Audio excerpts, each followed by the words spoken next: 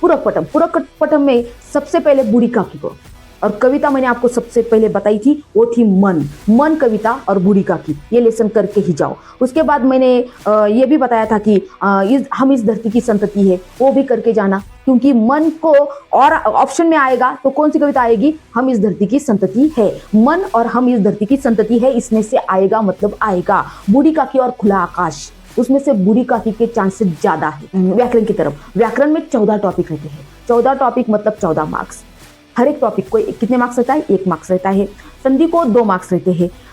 ऐसे मिला के हमारे कुल मिला के कितने हो गए, 14 टॉपिक हो गए। 14 टॉपिक 14 मार्क्स के लिए, लेकिन आपको उसमें से ध्यान से देखो, आपने संधि की प्रैक्टिस की होगी या फिर सहायक क्रिया, प्रेरणार्थक क्रिया, इसमें आपको आउट ऑफ मार्क्स मिलने के चांसेस ज्यादा रहते हैं, क्योंकि सहायक क्रिया बहुत ही आसान है, प्रेरणार्थक क्रिया उससे भी आसान है। शब्द भेद आता है, वो अगर पहचान में आया तो आप लिख सकते हैं शब्द भेद।